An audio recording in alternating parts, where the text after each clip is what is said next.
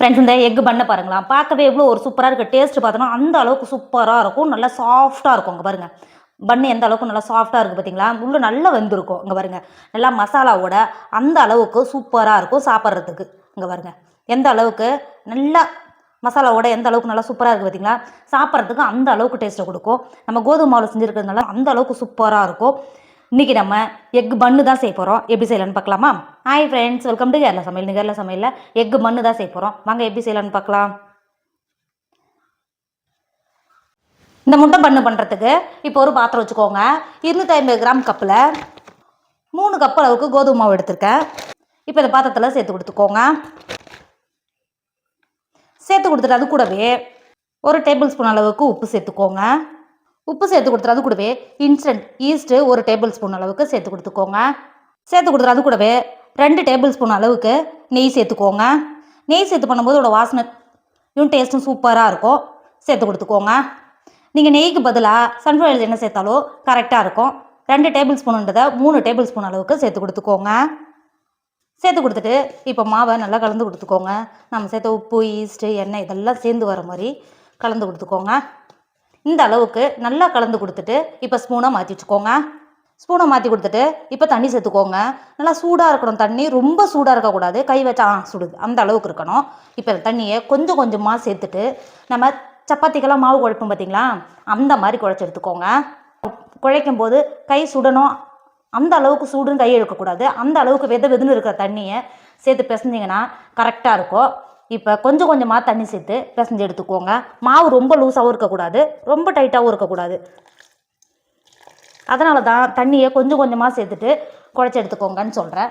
தண்ணி சேர்த்து கொடுத்துட்டு இப்போ மாவை நல்லா சாஃப்டாக குழைச்சி எடுத்துக்கோங்க.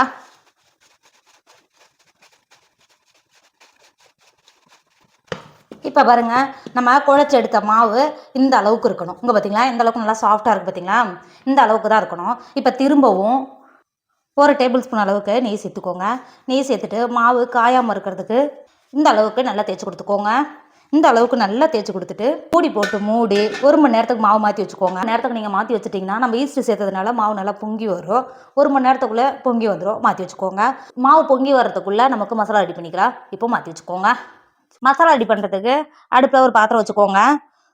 2 டேபிள் ஸ்பூன் அளவுக்கு எண்ணெய் சேர்த்துக்கோங்க. எண்ணெய் சேர்த்து எண்ணெய் நல்லா சூடாயிடுச்சு. 2 டேபிள் ஸ்பூன் அளவுக்கு இஞ்சி பூண்டு பேஸ்ட் சேர்த்துக்கோங்க. அது கூடவே 3 பச்சை மிளகாவை கட் பண்ணி வச்சுருக்கேன். கட் பண்ண பச்சை மிளகாவும் சேர்த்து கொடுத்துக்கோங்க. பச்சை மிளகாவை சேர்த்து கொடுத்துட்டு அது கூடவே 3 பெரிய சைஸ் வெங்காயத்தை நீல வாக்கில் கட் பண்ணி வச்சுருக்கேன். இப்போ கட் பண்ண வெங்காயத்தை உள்ள சேர்த்துக்கோங்க. நான் பெரிய சைஸாக இருந்ததால 3 எடுத்துருக்கேன். இதுவே நீங்கள் சின்னதாக இருந்தால் 4 எடுத்துக்கோங்க, கரெக்டாக இருக்கும். வெங்காயத்தை சேர்த்து கொடுத்துக்கோங்க. வெங்காயத்தை சேர்த்து கொடுத்துட்டு வெங்காயம் வதங்கிறதுக்கு 1 டேபிள் ஸ்பூன் அளவுக்கு உப்பு சேர்த்துக்கோங்க. உப்பு சேர்த்து கொடுத்துட்டு வெங்காயத்தை நல்லா கிண்டி கொடுத்து ஒரு 10 நிமிஷத்துக்கு நல்லா வதக்கிக்கோங்க. இப்போ பாருங்க, வெங்காயம் எந்த அளவுக்கு நல்லா வதங்கி வந்திருக்கு பார்த்தீங்களா? இப்போ ஒரு டைம் நல்லா கிண்டி கொடுத்துக்கோங்க. கிண்டி கொடுத்துட்டு மசாலாலாம் சேர்த்து கொடுத்துக்கோங்க. 1 டேபிள் ஸ்பூன் அளவுக்கு மிளகாத்தூள் சேர்த்துக்கோங்க. நம்ம ஏற்கனவே பச்சை மிளகா சேர்த்துருக்குறோம். உங்கள் காரத்துக்கு அனுசரித்து மிளகாத்தூள் சேர்த்துக்கோங்க. 1 டேபிள் ஸ்பூன் அளவுக்கு மல்லித்தூள் சேர்த்துக்கோங்க. 1 டேபிள் ஸ்பூன் அளவுக்கு மிளகுத்தூள் சேர்த்துக்கோங்க. 1/2 டேபிள் ஸ்பூன் அளவுக்கு கரம் மசாலா சேர்த்துக்கோங்க. மசாலான்னு சேர்த்துட்டு ஒரு டைம் நல்லா கிண்டி கொடுத்துக்கோங்க. கிண்டி கொடுத்துட்டு ஒரு 5 நிமிஷத்துக்கு நம்ம சேர்த்த மசாலாவோட பச்சை வாடை போய் நல்லா வதங்கி வரும். வதக்கிக்கோங்க. தண்ணி எதுவும் சேர்க்கணும்னு அவசியம் கிடையாது. வதக்கிக்கோங்க. இப்போ பாருங்க, மசாலாவோட பச்சை வாடையெல்லாம் போய் நல்லா வதங்கி வந்துருச்சு. இப்போ ஒரு டைம் நல்லா கிண்டி கொடுத்துக்கோங்க. இந்த அளவுக்கு நல்லா கிண்டி கொடுத்துட்டு 6 முட்டையை வேக வச்சு தோல் நீக்கிட்டு இந்த மாதிரி குட்டி குட்டியாக கட் பண்ணி வச்சுருக்கேன். இப்போ கட் பண்ண முட்டையை உள்ள சேர்த்து கொடுத்துக்கோங்க. சேர்த்துட்டு மசாலாவோட கிண்டி கொடுத்துக்கோங்க. கிண்டி கொடுக்கும்போது மஞ்சள் முட்டை உடையாமல் கிண்டி கொடுத்துக்கோங்க. இந்த அளவுக்கு நல்லா கிண்டி கொடுத்துட்டு லாஸ்ட்டாக ஒரு கைப்பிடி அளவுக்கு மல்லித்தழையை பொடியாக கட் பண்ணி வச்சுருக்கேன். இப்போ உள்ள சேர்த்து கொடுத்துக்கோங்க. சேர்த்துட்டு இப்போ ஒரு டைம் நல்லா கிண்டி கொடுத்து இறக்கிக்கோங்க. நமக்கு மசாலா ரெடி ஆகிடுச்சு. இறக்கிக்கோங்க. மசாலா ரெடி ஆகிடுச்சு. நம்ம ஊற வச்சிருந்த மாவு எந்த அளவுக்கு நல்லா ஊறி வந்திருக்கு பார்த்தீங்களா? அங்கே பாருங்கள், இந்த அளவுக்கு தான் இருக்கணும். இப்போ ஊறி வந்த மாவுலேருந்து இங்கே பாருங்கள், இந்த அளவுக்கு மாவு எடுத்து கையில் இந்த மாதிரி வச்சு பாருங்க. இந்த மாதிரி நல்லா உருட்டினீங்கன்னா மாவு இன்னும் நல்லா சாஃப்டாகும். இங்கே பாருங்கள்,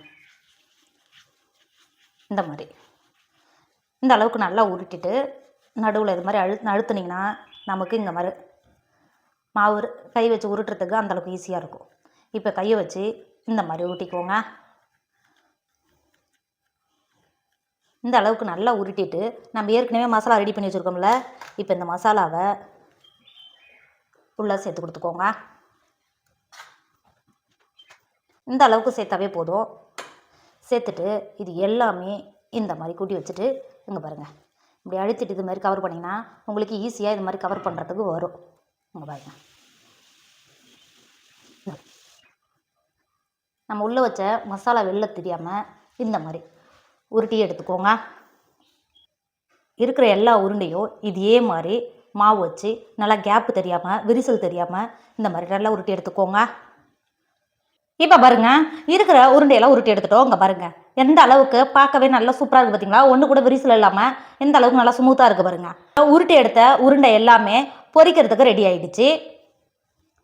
பாருங்க, பொரிக்கிறதுக்கு எண்ணெய் வச்சு எண்ணெய் சூடாகிடுச்சு. அந்த அளவுக்கு சூடாக இருக்கக்கூடாது, சேர்த்தா ஓரளவுக்கு சூடாக இருக்கணும். அந்த மாதிரி இருந்தால் தான் நம்ம கோதுமை மாவாக சேர்த்துருக்கிறதுனால உள்ளே நல்லா வெந்து வரும். இப்போ நம்ம உருட்டி வச்சுருக்கிற அவ்வளோ சேர்த்து கொடுத்துக்கோங்க. இந்த மாதிரி நீங்கள் பிளாட்டான பாத்திரம் எடுத்திங்கன்னா ஒரு 3-4 சேர்த்து பொரிக்கிறதுக்கு அந்த அளவுக்கு ஈஸியாக இருக்கும். இங்கே பாருங்கள், இந்த மாதிரி சேர்த்து கொடுத்துட்டு இந்த மாதிரி தள்ளி கொடுத்து ஒன்றோட ஒன்று ஒட்டாமல் அடுப்பை இதுக்கப்புறம் லோ ஃப்ளேமில் வச்சுக்கோங்க. இப்போ வேக விடுங்க. நல்ல கலர் மாதிரி நல்லா கோல்டன் கலர் ஆகி நல்லா வெந்து வரும். அது வரையிலும் வேக விடுங்க. இடையில திருப்பி சேர்த்து நல்லா வேக விடுங்க. இப்போ பாருங்கள் எந்த அளவுக்கு நல்லா கலர் மாதிரி நல்லா வெந்து வந்திருக்கு பார்த்தீங்களா? இப்போ இது வெளில எடுத்துக்கோங்க. வெளில எடுத்துகிட்டு திரும்பவும் இருக்கிறது எல்லாமே இந்த மாதிரியே பொரிச்சு எடுத்துக்கோங்க. ஆனால் இது பொரிச்சு எடுக்கிறது துளி கூட எண்ணெய் எதுவும் குடிக்காது. இருக்கிறதும் இதே மாதிரி பொரிச்சு மாற்றி வச்சுக்கோங்க.